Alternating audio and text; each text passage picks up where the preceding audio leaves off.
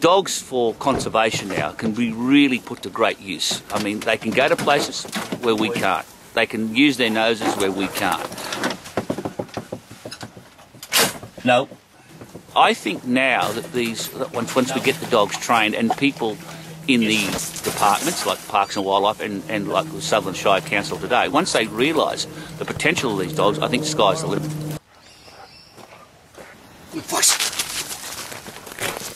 What we're doing now is that we're looking for fox scent, either scat, trails and particularly dens.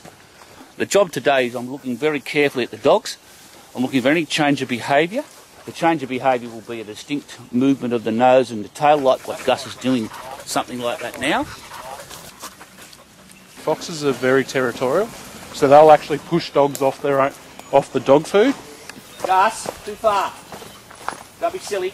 In this area, urban foxes are packed a lot closer together because there's a lot more food. So in this reserve, I'd expect there to be 4 or 5 foxes.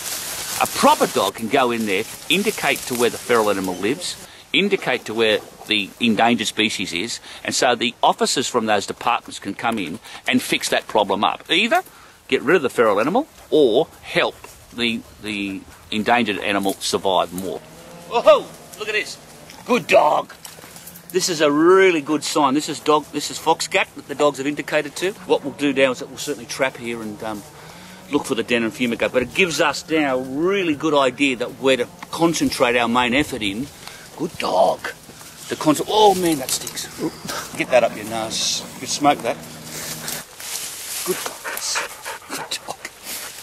With foxes, they kill native animals. This is a wattle bird, and this is right near the scat that we found. So now, at least now, the dogs have told us this is the area, so we can concentrate on this area now really well. And Stuart and his officers will come in here and do what they've got to do to save more birds, which I think is great. People say, how do you know? How did you get your dog to do that? How do you know that? And I don't know. I just don't know. All I do know is that I've been doing it for a long time. That's my boy. Good girl. Good boy. Stuart, you there? There's one here.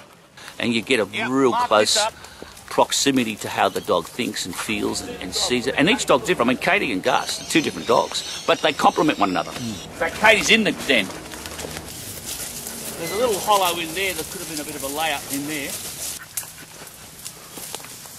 See how they went down there then? Yeah, there's no reason to. There's no reason to go down there. So I would certainly mark this area. He's a great dog.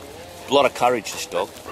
Yeah, they're just having a good time. And you've got to give them a blow. You can't just let the dogs go and go and go and go and they get worn out. It's like us. They've got a bit of fun, a bit of enjoyment. You know what they're doing now? Although Katie's having a little bit too much enjoyment at the moment. Katie, come on. Time's money. And each dog's different. I mean, Katie and Gus are 2 different dogs, but they complement one another. One's a lunatic. He's a male. And the female has got Katie's got a bit more brains about her, you know. Unfortunately, that kind of happens in real life too.